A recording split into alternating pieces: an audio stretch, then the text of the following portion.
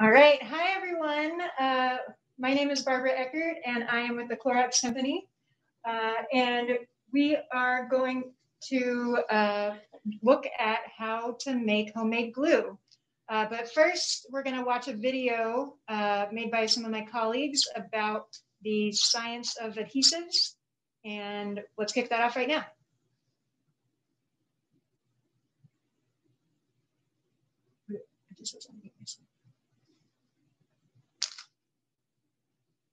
Still be able to gather virtually with you this year. We're all scientists from the Clorox Company, and today we will be diving into the science of sticky with you. We'll start first by providing some scientific background, and later on in the session we'll have a fun demo that you can perform alongside us at home. So, what do we mean by the science of sticky? We're talking about how substances can adhere to each other on other surfaces. Every day we encounter adhesives, and they come in a wide variety of forms. Some of the most common are sticky notes, tapes, and glues. These adhesives come in different strengths and levels of permanence too. For example, superglue is going to bond two surfaces together much tighter than a glue stick would. In order to make sticky products with this wide variety of uses, scientists have to understand what method or mechanism they use when they stick. There are many different types of sticky, different types of what we call adhesion. The four types that we're going to talk about today are adsorption, chemisorption, mechanical adhesion, and diffusion. In most cases, there are a combination of these four types. One example of adsorption in action is with a sticky note. On the back side of the sticky note, there are lots of little beads of adhesive that we say adsorb to the surface. This process involves them being squished out and sinking into the pores of the surface that they're sticking to, creating a very large surface area where van der Waals forces can act effectively. Another example of adhesion is called chemisorption. This is very cool because it involves a chemical reaction. When you have two surfaces and you apply a chemisorption adhesive or a glue such as superglue, the glue is pressed between the two surfaces, and as it's exposed to air, moisture, or the surfaces themselves, it reacts. This causes it to harden, dry, and adhere the two surfaces together with exceptional strength. Two examples of this are cyanoacrylate, such as superglue, or epoxy, which is a two-part solution. Yet another type of adhesion is called mechanical adhesion. Now in this case, this is a physical bond, not a chemical bond like in the last example. If you look really closely at any surface, even a smooth surface, you would see under a microscope that there are in fact lots of tiny ridges, roughness, or edges that you wouldn't be able to spot with just your bare eye. You can think of this like Velcro, or a puzzle being pieced together between the two sides. Now when you apply a glue to another surface, and then squeeze the surfaces together, what you'll find is that the glue actually manages to bury itself in these minuscule little ridges. And once again, this allows it to increase the surface area and grab on even tighter. Next, we're going to talk about diffusion. Now, generally, diffusion is an action that occurs when two things mix together, but there's really no stirring involved, such as when you add a drop of food dye to a glass of water, and over time it spreads out even though you didn't stir it at all. Now in the case of adhesion, diffusion can still apply. Here we have two surfaces that we want to adhere together. When the glue is applied to the bottom surface, and then the surfaces are once again squeezed together, not only does the glue squeeze in between the surfaces and make them stick, but also some of the glue diffuses into each of the surfaces themselves. This increases the forces between the two surfaces as the glue is slowly entering each of the two surfaces and therefore sticking them together even more. Here's a great example of adhesion in our everyday lives. This product, Glad Press and Seal, has an adhesive surface on one side of the plastic. When it's pressed against a surface, it sticks. And in this case, when it's pressed against the top of the cup, it can create a watertight seal. So if you watch closely, even though the cup is filled with water and it gets turned upside down, no water leaks out. That's the power of adhesion. Have you ever wondered what makes a gecko's feet so sticky that they can cling to walls and even hang from the ceiling? Scientists have wondered this too. Do geckos have sticky glue on their feet? Do they have tiny suction cups? The answer is actually neither of these. Instead, geckos stick to surfaces using the power of Waals forces. Each of the gecko's feet have folds called lamellae that increase the surface area of the toes, and these lamellae are covered with tons of tiny hairs. When these tiny hairs come close to a surface, they can get close enough that the molecules in the hairs are attracted to the ones on the wall. These attractive forces are Waals forces, and when added up for all the millions of tiny hairs, they're strong enough to make the gecko stick. Even though all these forces are strong together, the gecko is still able to break the grip of each of the individual hairs so that it can keep walking on its way. Now, for some of you older kids out there, we're going to go into some more advanced chemistry. Adsorption is one of the main sources of adhesion in many glues, including the ones used at Clorox. Adsorption uses van der Waals interactions to make the glue stick. Van der Waals interactions are actually not chemical bonds. Instead, they're actually called intermolecular forces. Intermolecular forces work via either attraction, where two atoms or molecules are attracted, or repulsion, when they are repelled. Intermolecular forces are relatively weak compared to these chemical bonds, which are very, very strong. They are also called intramolecular forces. However, intermolecular forces can become strong when there are many present in strong glues like Gorilla Glue. Van der Waals interactions work via temporary dipoles. This happens, like in this imaginary molecule, when there's a lot of negative electrons in one part and less in the top. The top is positive because there's less electrons and the bottom is partially negative. Here's an example with an acetone molecule. Oxygen pulls more electrons, so it's partially negative, and carbon pulls less, so it's partially positive. This forms an attraction between these different molecules, which is a van der Waals interaction. Many Clorox products utilize adhesives in their packaging. Some of them, such as these Burt's Bees products, use it to stick the label on to make sure it stays on the plastic. Also on the cleaning wipes. They even have adhesives that stick on the glass. They also have special adhesives, such as in these wipes packages, where it allows it to stay sticky after opening and closing it many times.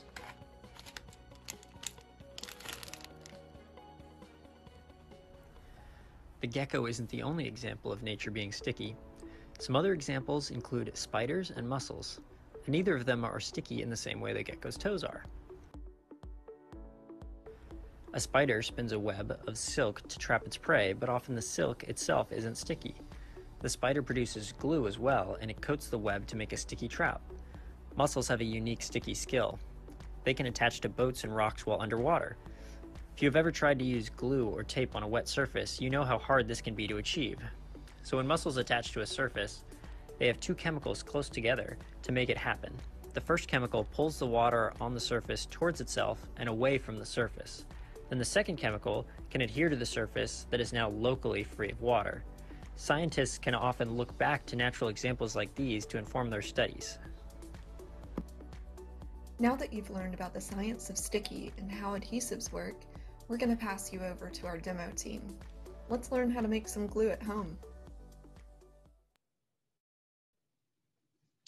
All right, hopefully that was informative for you guys at home. And now we're going to try and make our own glue and compare it to some glues that you can buy in the store and that you probably have around the house.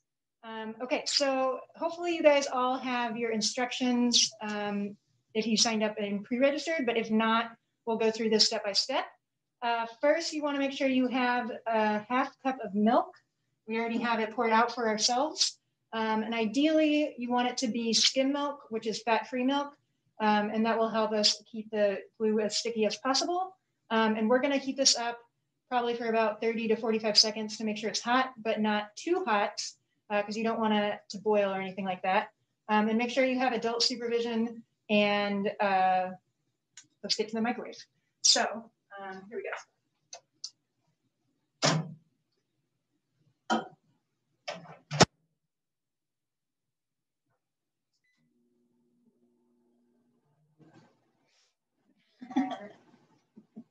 All right, so when we are making this glue, one thing to keep in mind is that we're starting from milk and we're gonna add vinegar to it.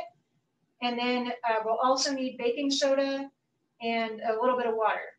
So if you guys can get those ingredients while your microwave is going, that would be excellent. I'm just gonna keep my eye on this so it doesn't eat too much.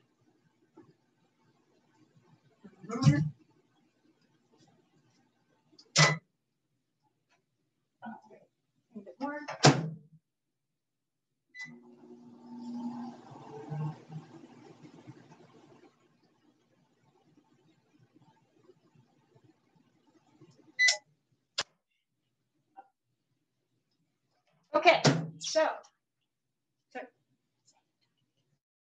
Okay, so we did that for about 45 seconds, and mine is fairly warm. It's warm to the touch. Now I'm gonna get the thermometer out and actually see what the temperature is. We are at 120, let's keep going up. Let's see. We're at about 130 degrees Fahrenheit, and we want to be 150 degrees Fahrenheit. Oh, 165 degrees Fahrenheit. My apologies. All right, so we're gonna keep going a little bit higher for maybe another 15 seconds or so.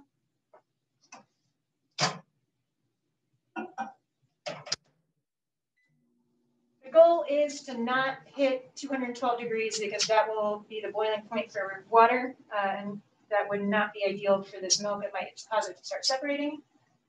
So let's see, hopefully that got it. And apologies, I haven't used this microwave before, so I'm not entirely sure the power of it. All right, right now we're at 157. We'll just go with that, so you guys don't have to watch me microwave milk.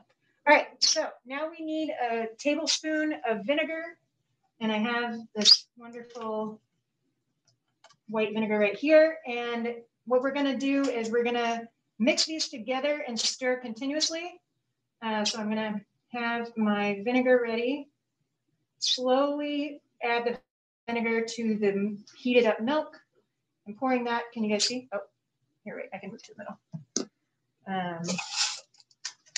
So I have the milk I'm pouring. It's around 160 degrees Fahrenheit. So not boiling yet, but definitely warm to the touch. So be careful with that. And I have a spoon ready to stir it. And I'm just gonna slowly add the vinegar, but like keep stirring it as I'm adding the vinegar. And the point of this is to try and create the solids that are the casein proteins. So if any of you guys have watched or know the Little Miss Muffet sat on her turf eating her curds and whey, that is actually what we're doing right now. So the solids that are separating out are the casein proteins found in milk, and those are reacting with due to the vinegar and forming long strands, kind of like spaghetti. And so still pouring the vinegar and stirring it. So if you guys are doing this at home with me, you can kind of tell that like it kind of becomes one blob a little bit. And when I did this at home and I used 1% milk, it definitely was not one blob. It was multiple little bits, which is because the fat is interacting with those chains and not letting them get as connected as they would like to be. So I guess you can kind of see right now, I've got one blob. I'm going to pull it out. One kind of gross looking blob. And the rest of it kind of just looks like yellow liquid. And so what we're going to do is filter this out so that we can keep the curds, you know, like curds and whey, and use that for the glue. So what we need to do is either have a filter, if you have like a nice coffee filter, or you can use a plastic bag, which we'll do right now. And that's just falling So to use a plastic bag, if you want to do that route, essentially you just need something that you can cut the tip off, and then from there we can put the, I'm sorry, if you don't have a funnel, then you can use that. So we have a funnel right here that's a fairly wide mouth, but it'll still work. Or we could use this where you just want to cut the tip off, like you're icing a cake, if you guys have ever done that, or iced cookies, where essentially you can put everything in here with the filter and then just squeeze it down. But we're just going to use a filter from our lab for easier performance. So I have my filter paper and the filter, and we're going to put that in there. And then what we're going to do is separate out the liquid from the solids. And thankfully, since we use skim milk, it is pretty much one solid, as opposed to what would happen if you used something with fat. But I'm still going to keep track of where the solid is. And so if you guys have ever had cheese curds, this is kind of that same idea. You know, the squeaky things that squeak when you eat them with your teeth, or between your teeth. So this is the curd that will be formed from those kinds of cheeses. All right, so we're filtering this out, and then we're going to use our spoon to kind of try and squish out more of this liquid. This is a pretty big funnel, so I'm going to have to pull it out. And essentially what we're trying to do is separate all the liquid out so that all we have is the casein particles that are strung together to make this glue. Come on. My filter is not behaving well for me. So there's still a little bit of liquid left that hopefully will be coming out soon. And so what we're going to do after this is put it into a new cup. Do we have a new cup? One moment. And we're going to add a little bit of water to that. Wait, no. Yes, a tiny bit of water. Let me separate that out from this. My magical new cup. All right, so you guys can kind of see this is like one big lump of white stuff.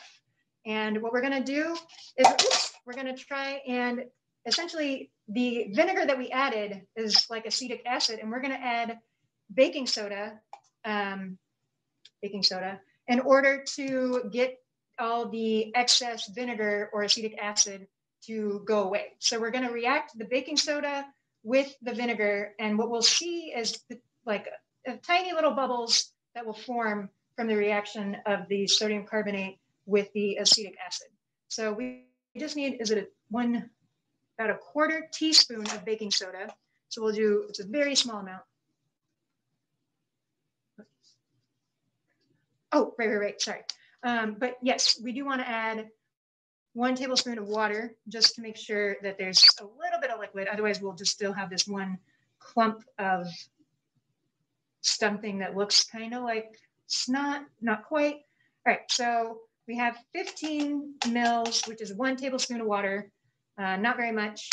And try and stir that around if you can. For mine, since we use fat-free milk, it's one blob essentially. And we're trying to get all the vinegar out. So it's okay if it's one blob. And we're gonna scoop out the baking soda. We probably won't even need an entire quarter teaspoon, but if you do, it's okay. It's extra, it'll just make it a little bit more powdery. Okay, so I'm gonna slowly add the baking soda while stirring, and you can't quite see what's happening in my cup, but there's the, whoops, oh no goodness. I'm not gonna do that again. But essentially, you wanna add the baking soda and the vinegar and keep stirring it so that any bubbles that form will stop forming. And that way you know that the vinegar has been used up in the reactions with the baking soda. So we're adding a little bit more, stirring it around. I haven't seen any more bubbles, but I'm gonna try and move the lump a little bit and make sure that we're done with that. Yeah, so I didn't really need the whole 1/4 teaspoon of baking soda, but if you needed it, then that's fine. All right, so I was trying to stir that around to kind of mix in the excess baking soda with this. All right, and now what we're going to try and do is use this for testing. So I'll just pull it out of the cup so that I don't spill the water anymore. Here we go. We have, you can kind of see it. It's a little bit of a goopy thing. Thank you. And what we're going to do is we're going to test out how well this glue compares to oh, right. Yes, we need to squish it. We're going to test out how well this glue compares to ones that you can find in store. So first, we're going to have to take it out. And I'm trying to get all the liquid in there that I can, so it's not just a solid clump. And we're going to squish it into a tiny little ball, so it's one mass. All right, so, all right, let's see. I don't know if you guys can see, this is like malleable, and I can move it, and it squishes. It's not the most edible looking thing. You shouldn't want to eat this right now. Do not eat, I repeat, do not eat. And so what we're gonna do with this is put it onto some popsicle sticks. Hold on, let me grab another cup, or I can just, I'll just use this one.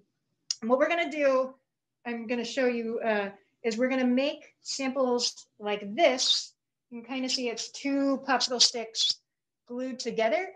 We made these yesterday so that we can test them in real time, but I'll walk you through how you actually do it.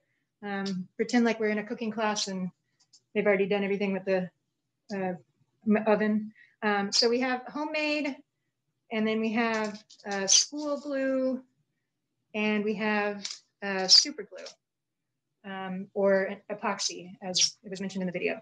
So what we first want to do is get 2 popsicle sticks, or, you know, ours are gigantic, but you can use smaller popsicle sticks if you have them, or, you know, scraps of wood or something along those lines. This is just an example test that you can do to see how well that your glue works. So what we're going to do is trying to overlap the 2 popsicle sticks with about 1 inch in between, or about 1 inch.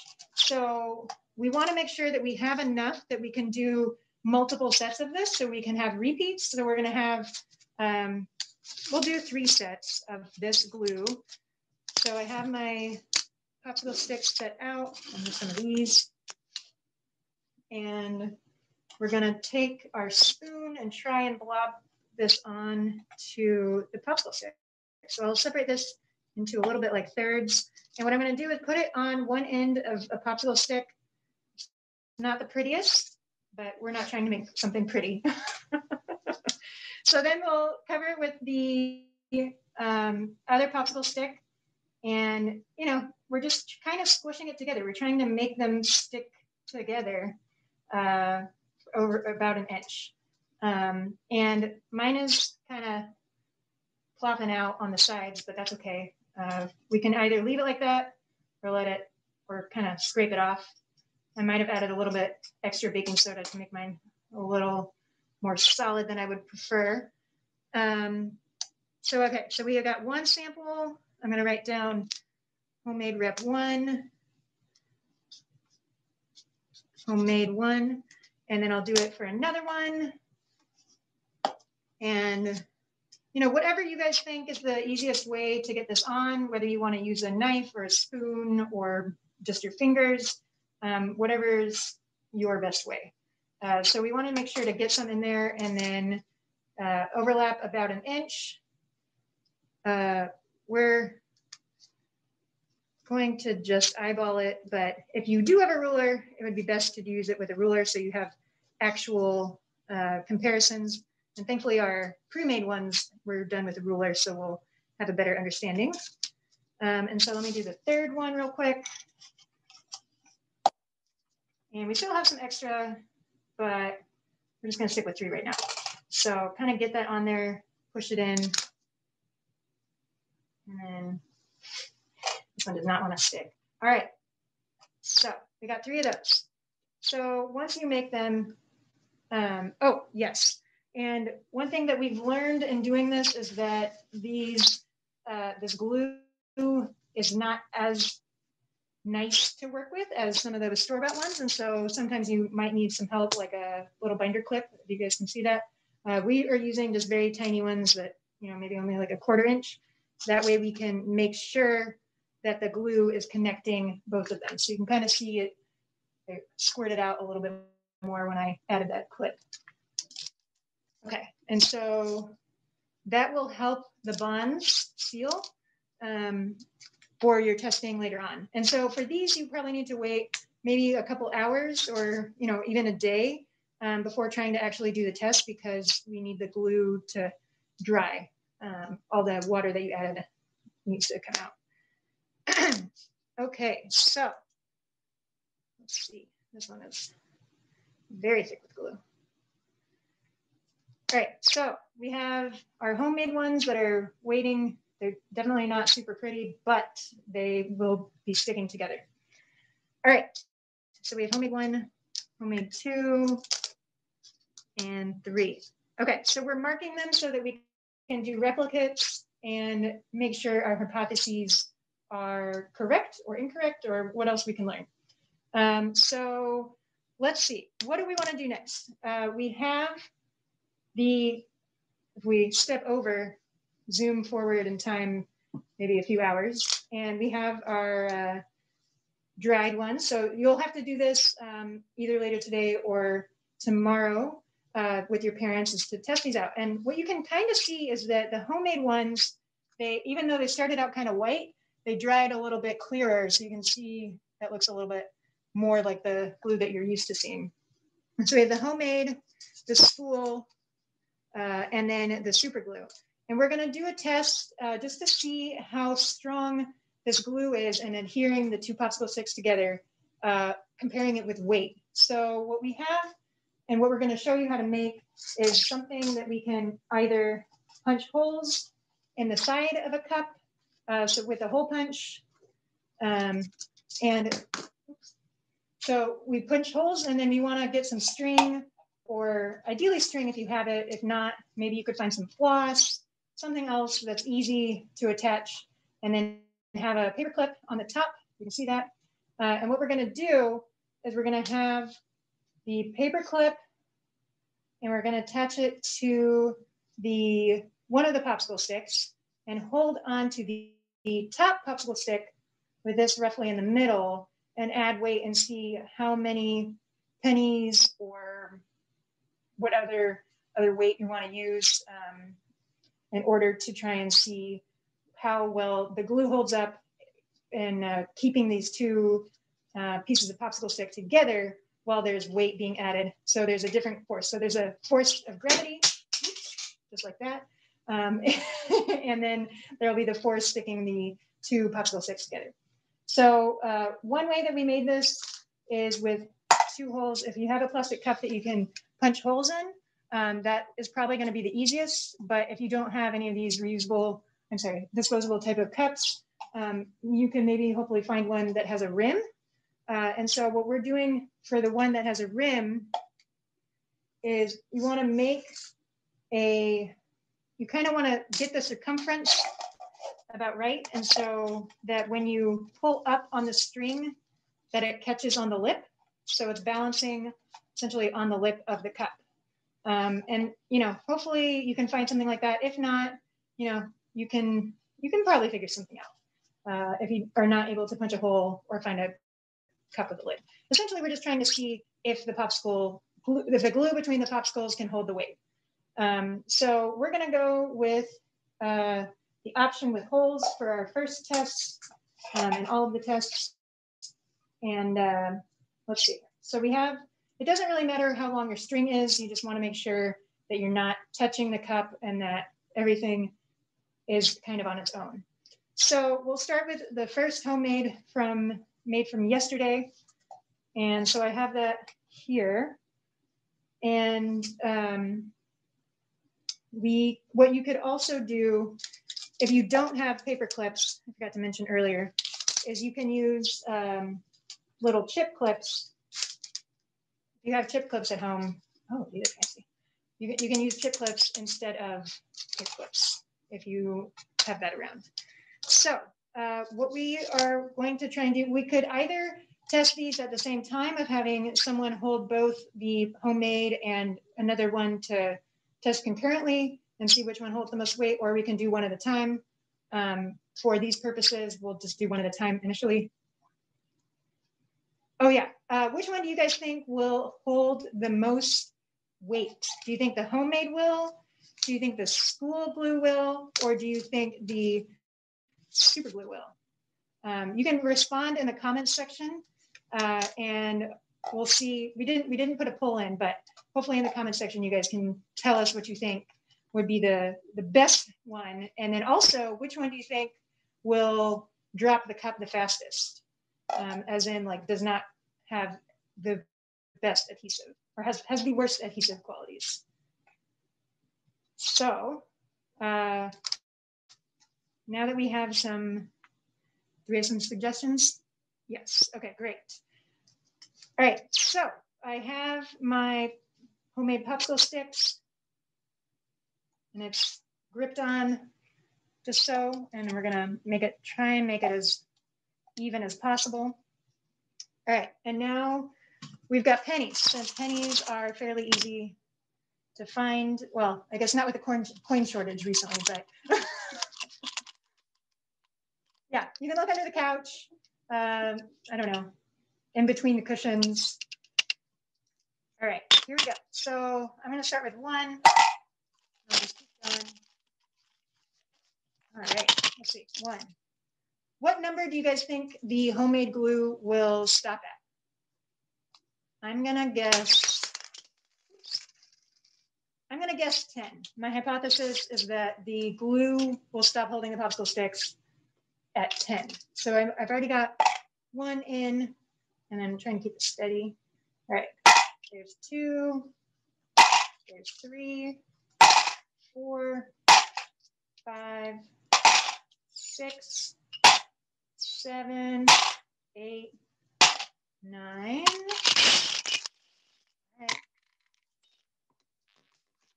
All right, now we're at 10, 11, 12, 13, still looking good, 14, 15, 16, 17, 18, 19, 20, 21, 22, 23. That still looks pretty solid. 24, 25, 26, 27, 28, 29, 30. Is some strong stuff. 31, 32, 33, 34, 35, 36, 37, 38, 39, 40. All right, so we've used up all our pennies, but now we have some other additional weights that we can add. Yeah. So yeah, we'll do, oh, these are quite heavy. I don't know the weight of these, but we will use them as a differentiator between the different glues. So this is probably, I don't know, maybe like 50 grams, we'll say. So if I add that on, balance it. Okay, that's still working. All right, now we'll add another of these metal tiles. All right, didn't break. Yeah, we'll try it flat. Okay, so, okay, still holding on with 2. What are we to do? Okay, all right, I'm gonna set this down to put the 3rd one on. Okay, let's see. This guy is not budging. All right, and then number 4. All right, this is getting quite heavy. So I would say this glue did very well. We are, I don't know, this is maybe, I wish we had a scale in here. Yeah, 250? No. We'll say this is about 2.5 pounds. That seems about right. So unfortunately that didn't break. Yeah, so now we'll try another one. So taking out the tiles, pulling out all the pennies. So we got to, what was that, 40 pennies and 4 metal tiles for the homemade one. Now let's try a school glue. So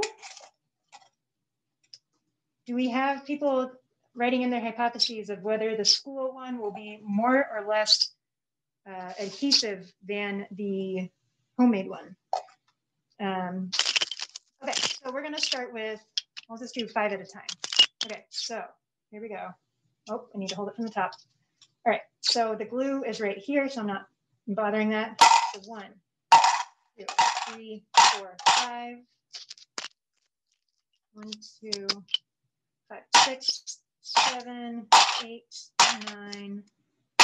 All right, 11, 12, 13, 14, 15. Still not budging. 16, 17, 18, 19, 20, 21, 22, 23, 24, 25. I feel like it jiggles a lot more with this one. 26, 27, 28, 29, 30. All right, 31, 32, 33, 34, 35, 36, 37, 38. All right, 39, 40. This guy held on as well. All right, so now we're going to add some of these tiles. See if the school glue is going to hold up. So trying to balance that. All right, so that's with 1 tile. Seems like we're still holding steady. We'll add 1 more tile. Okay, trying to get it in the middle. All right, still going strong.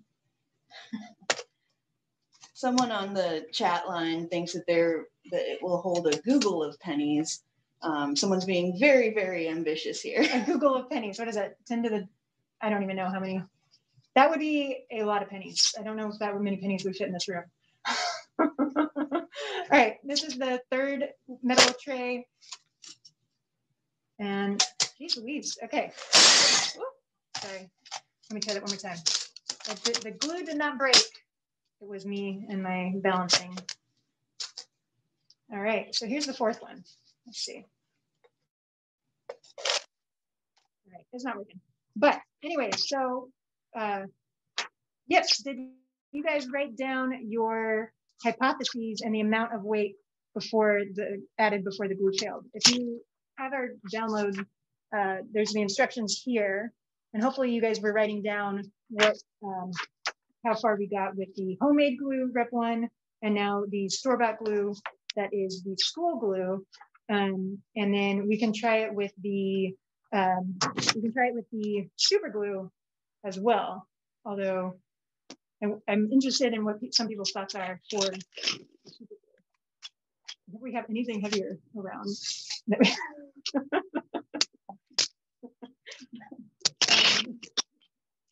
So let's see. We don't seem to have anything much heavier. So we can try it with the, let's see, a weighted tape dispenser and see if that can add some weight. All right, let's try that. So we have put all the pennies back in glue. One moment. All right, so unfortunately, we're not seeing much of a difference between these, but hopefully we can do some other tests to change things up. Okay, so we added the pennies. Here's the school glue still, and we're gonna add this weighted tape dispenser. And see, oh, that's still working too. All right, well, you've got some very strong glue. Yeah, so if you're doing this at home, try and see if your parents can help you find things that are heavier and heavier. So maybe you could use some silverware, or maybe, you know, other cooking utensils or things that you can find around the house that are, oh, sand. Yes, sand would be very helpful. Little tiny pebbles or rocks that are more dense than the pennies. We were unable to get the sand for today, but if you can do that at home, it'll probably be a lot easier in doing scoops, since those will be much heavier. And you could, if you use a bigger cup, you could also fit larger items. Someone said, somebody suggested using a gym weight. You'd need a really big cup for that. Oh yeah, yes, you would. We're not able to do kettlebells with this one right now. Okay, so we can try the super glue. Yeah, okay, so one other suggestion that we have to try and pull these apart is we can use our own human strength instead of trying to balance the weight. So I guess if I am to twist this, I'm going to try and twist them towards each other, both sides bending down. It's hard to standardize, but I'm going to try and go slowly. I guess how many seconds do we think it'll take for me to actually break the homemade glue versus the school glue or the super glue? Or will it be the adhesive between the glues that will break first, or will it be the actual stick that will break first? So I'll give you 30 seconds or so to write down your hypotheses in the chat, or maybe on your sheet, and then I'll start. So this is the homemade one. So I'm gonna just slowly, oh, we're gonna have a timer. One moment. Okay, all right, starting now. All right, I'm bending. You do not want to bend. Oh, okay. So that was, what was that? 8.51 seconds. All right, and then we can kind of see, it did look like it was the glue that failed. The adhesive came apart, and there's a little bit on one side and a little bit on the other, which is kind of what we expected. Or is that what everyone expected for the homemade? Or did you expect those to stick together and it was the popsicle that broke? So that was one of the homemades. Now we'll start with the school glue. All right, so starting. Testing my strength. This one doesn't want to break. Okay. Oh, all right. So looks like it was the popsicle stick, and that took almost 12 seconds to fully break it. Trying to go at the same strength slowly for all of them. All right, and then let's try super glue. All right, so we're starting the timer now. Oh, there goes more. Okay. Ooh. All right, so that was about 6.5 seconds. And again, we see that it was the popsicle stick that broke instead of the adhesive. So based on that, what would you guys say is the strongest glue and or weakest glue from this test that we just did? And we still have some extra samples that we could run another test if someone has a suggestion. Yeah, and I guess another question is, why would we repeat this test? Should we do the same test again, or should we try a different test in order to learn more about this? Okay. Oh, yes. Okay. So if we go through the scientific method, we always want to start with a hypothesis. And then, you know, for instance, it could be, I think that the super glue will last longer than the homemade glue and the twisting test. And then you want to have the test method, so the protocol, so the steps that you're going to take in order to test that, which we did with the rules of bending it. Well, initially we were first trying to add weight and that didn't work. So now we're modifying our test method to new directions. And then we got results from the first test, and that the weights were not enough to break the adhesion between the popsicle sticks. So now we're trying a new method with the bending, and we got different test results for each of them. So we have that the adhesive broke for the homemade, and then we have that the popsicle stick broke for the school, and that the super glue broke the popsicle in the bending method.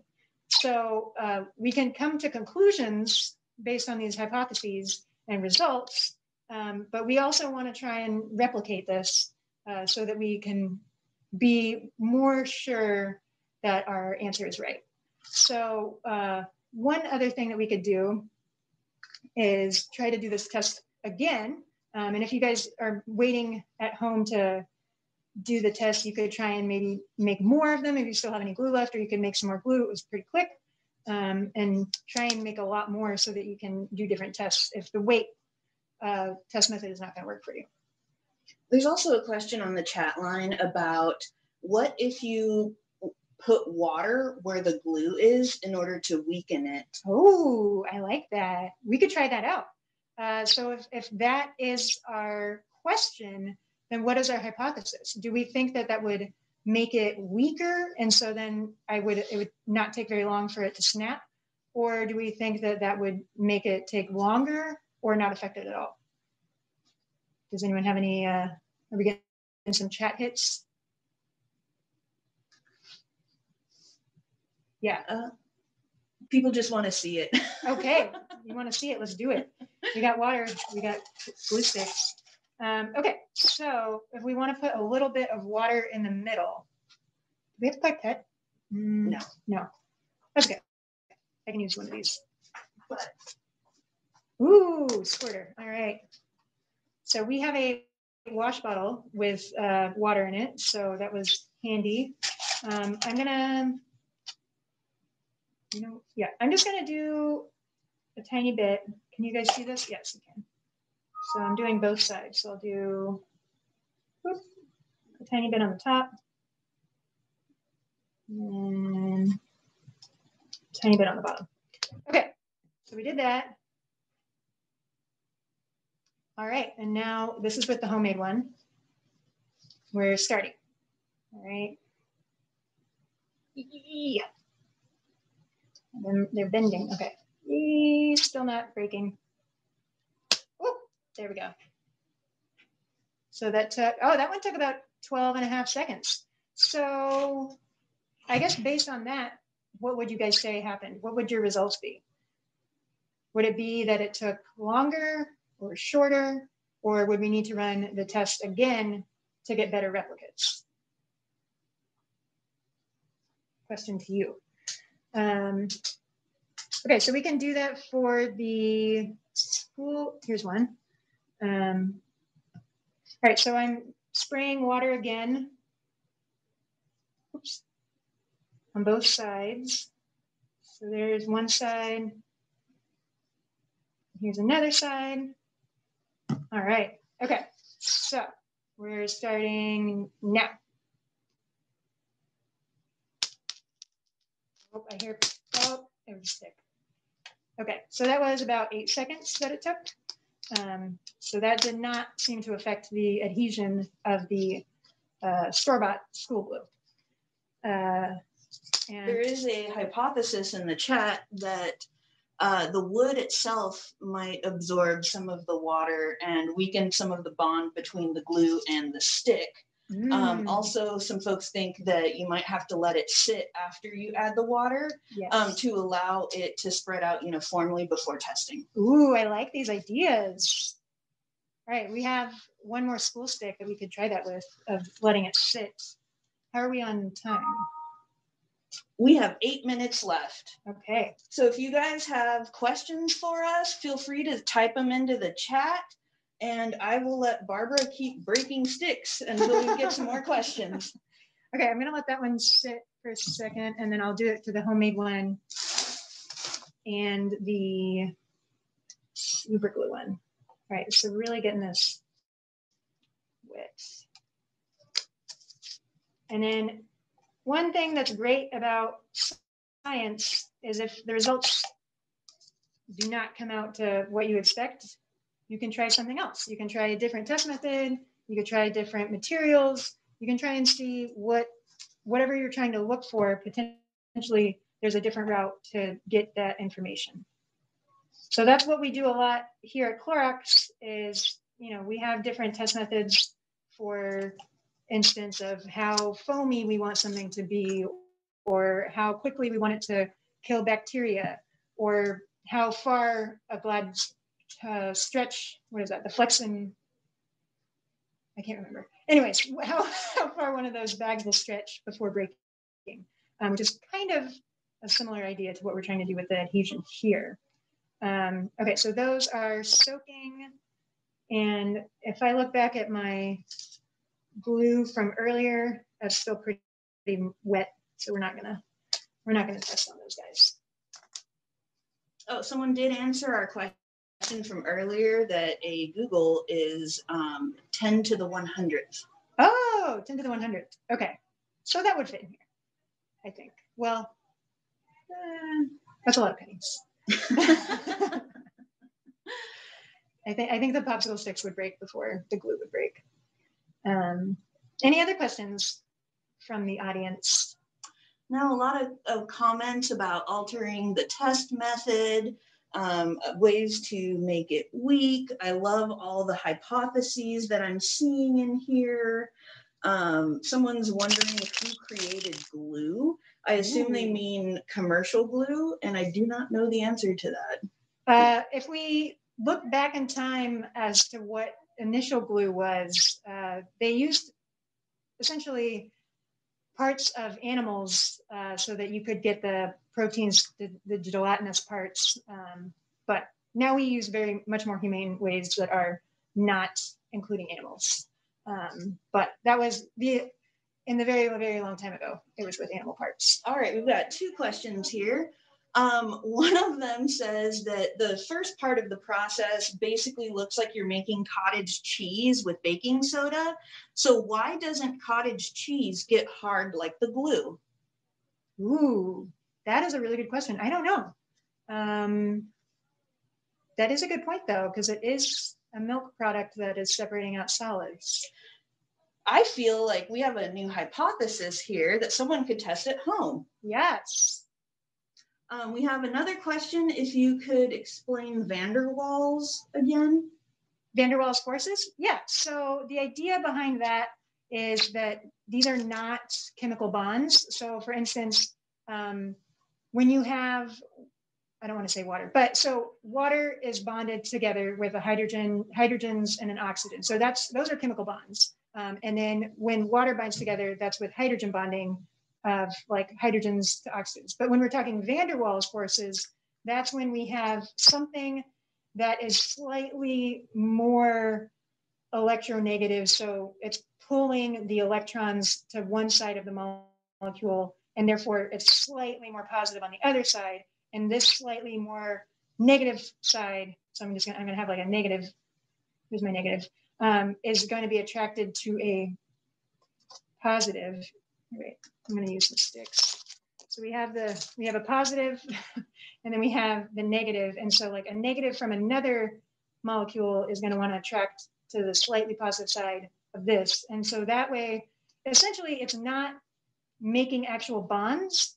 It's making, or chemical bonds, it's making these intermolecular bonds. So they can easily be, well, I don't want to say easily be broken, but they can be broken without as much energy as, for instance, breaking a carbon-carbon bond. So for instance, like a carbon-carbon bond would be if you think about wood or something else organic, has a lot of carbon-carbon bonds that make it the structures that they are. And so it takes a lot more effort to break those bonds. So for instance, like fire can break those bonds, and like other things like the chemical processes are required to break those bonds, as opposed to for van der Waals forces, you don't necessarily need something chemical in order to break the bonds. Great, thanks, Barbara. So our water sticks have been soaking for 5 minutes. Maybe we test those real quick since we have 3 minutes left. All right, okay, so did everyone put in their hypotheses on which ones will last longer? Super glue still seems to be the winner in the hypothesis section. Okay, all right, so let's start with the homemade. This is homemade. All right, ready, and oh, that didn't take anything. All right, so whoever wrote that down gets a point. So we can kind of see that it literally just like separated off. Oops, I don't even know which side it was on, but all the adhesive is on this one popsicle stick. So it did separate them out. All right, that was easy. All right, let's go to the school one. And time. All right. This one is still going to be strong. Oh, it's going to be. Oh, actually, check that out. All right. So, how would we write this down in our hypotheses or in our results? It was I don't know what we call this. So, was the adhesive that broke or that didn't work as well, but then it's also the popsicle itself or popsicle stick itself bent. So I think that one needs repetition. With the last minute, let's go ahead and test the super glue. Yes. All right. So super glue, here it is. Let's see. All right. Also blending. Oh, okay. We got another break. All right. So, but that one did not take as long as the first set of super glue breaking. So we can write down our results and the conclusions. And then when you guys try this at home with an adult, you can try your own test methods if any of these do not seem to work out for you. But just make sure if you are trying to actually break them that you don't get the pieces back in your eye or anywhere. Try and wear safety goggles if possible. And we want to say thank you very much to everyone who is watching us currently and will be watching us on the recorded version. We want to say thank you to the Bay Area Science Festival team for planning and organizing this, 10th year running, 10 years total, and to the Clorox company for supporting Bay Area Science Festival. You can't see our full thing, but hopefully the Clorox swag will make sure you remember. Thanks everyone for attending. Hope you enjoyed it.